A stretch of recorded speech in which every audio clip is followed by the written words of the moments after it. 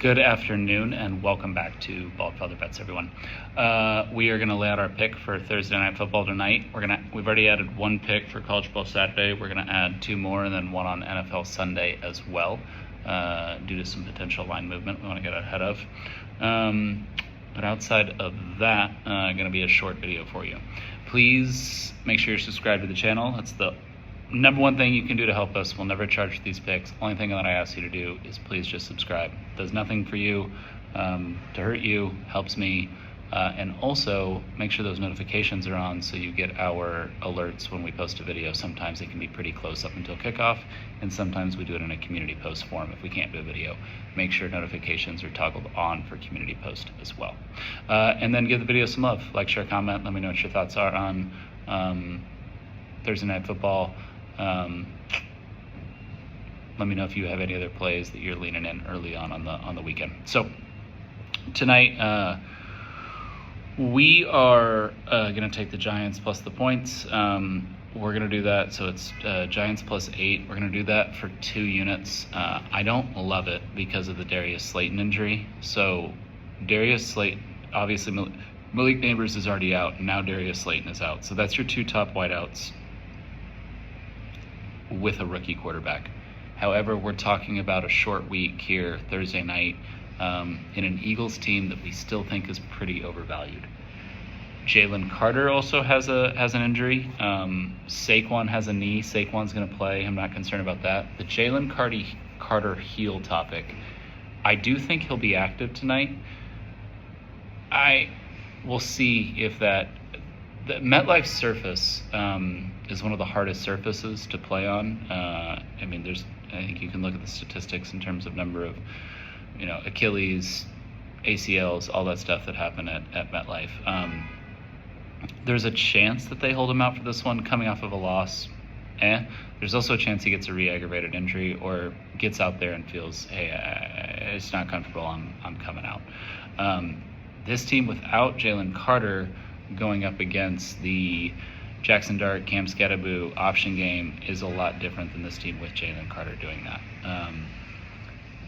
So we do see some hope there for the Giants. Outside of that, we do really like this Giants defensive line going up against what is thought to be a very good offensive line on the Eagles, but actually hasn't really been this year with some of the losses that they've had and the injuries that they've had. This team has pretty much been Devontae Smith running go routes and A.J. Brown running curl routes and Jalen Hurts scrambling around and then either getting them the ball on those routes or running for a 5-yard gain to a first down. So, and I can explain to you a little bit what's different about this year. So the Eagles, their favorite play, you guys have seen it, starts off Jalen, and then either he can hand off to Saquon, or it's a play action to Saquon, where then tight end runs out in the flat, and then wide receiver comes up over the backside, and that's either Smith or A.J. Brown. Then you can run variations off of that, where potentially maybe you have a leak with the tight end around the other side, with the quarterbacks rolling this way. You have AJ run a curl and stop up here, and then you have Devontae on this side. If the team doesn't feel that they have to respect the Saquon run by bringing in more people down in the box because they know that their defensive line is going to get eaten up by the offensive line, it frees up the defense to defend that play in a much different way. So you've seen that play, be less effective for the Eagles this year, and then you've seen them not be able to run that play as much. They've had to go to other things. They've had to go to a lot of straight Jalen shotgun, where he still factors in his legs and he still is mobile within the pocket, but it's just not the same. The Giants have one of the best defensive lines in the NFL. Very quietly known or understood because they're the Giants, but they do. Their defensive line is fantastic. And with that, they have the ability to take away the Saquon rush without needing to bring in more in the box if Eagles' offensive line is still not performing the way it was last year, which I don't really think they're anyone's coming to save them. So I don't see why it would. So with that, we like the Giants again, plus the 8. 2 units, we don't love it. But we like it. Yeah, there are a lot of trends in terms of Thursday night favorites of more than 7. I think they've won outright on Thursday Night Football in the past 20 some odd games. I think they're 14-9 ATS, and I think they've won outright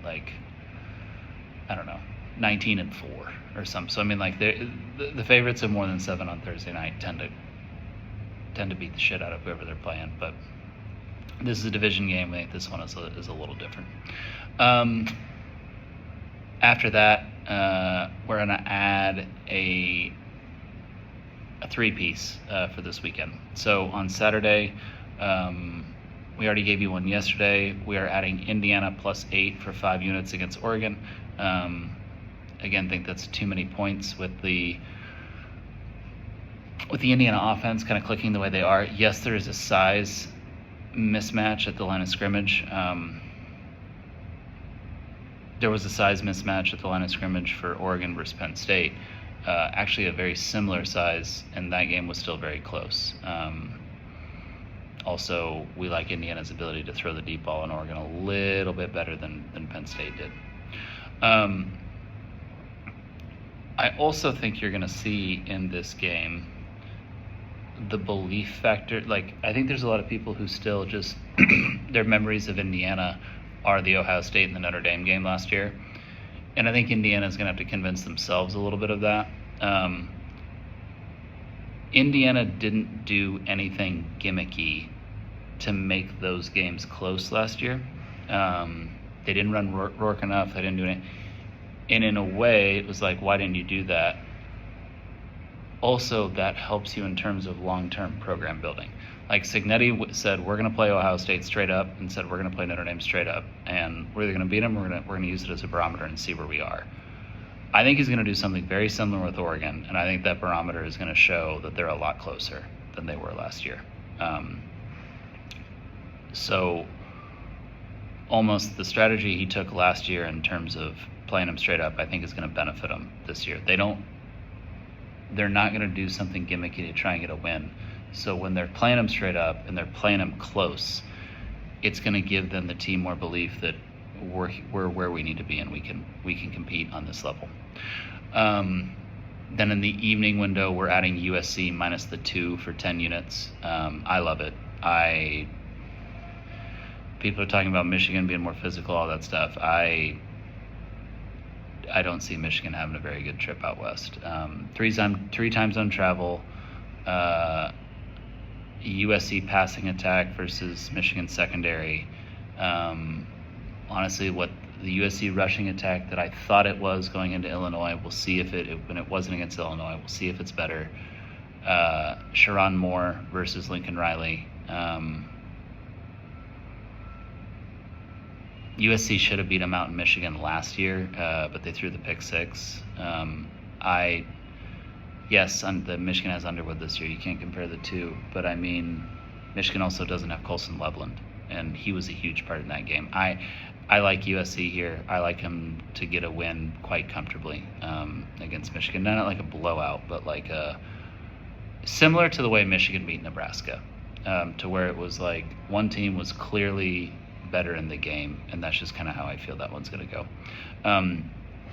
Then we're adding the Lions plus 3 for 3 units against the Chiefs. I hate it. I absolutely hate it. My system and model actually like the Chiefs here, but my system and model tell me to bet on the Titans all the time and tell me to bet against the Lions all the time, and we've kind of stopped doing that because the Titans are 4-17 ATS under Canales, and the Lions are like 50-20 something ATS under Campbell, and also I think the Lions are 8-1 in prime time now under Campbell. So I've just kind of ignored my model when it comes to Titans and Lions games recently, and I'm going to continue to do that until it starts to not be. Now, it doesn't mean we're going to win every week. Last week we ignored the model on the Titans, and Titans got one of the most miraculous coverage you ever see. But until it stops being profitable over a long period of time. I have a tough issue betting against the Lions, and I have a tough issue betting on the Titans. You're truly talking about, over a very long period of stretch under these coaching staffs, the number one ATS team in the NFL and the worst ATS team in the NFL. And you could have made a lot of money if the only thing you did over the past 2 years was put 100 units on the Lions every single time they played and 100 units on against the Titans every single time they played, and bet nothing else. So we're going to continue to follow it. Lions plus 3 units. I hate it. If you fade it, I got no issue with it. I totally understand. Okay, that's it. Thank you guys. Appreciate it. Enjoy Thursday Night Football. Stay safe out there. We will be at you again Saturday for all of our college football plays. Appreciate it. Talk to you guys later.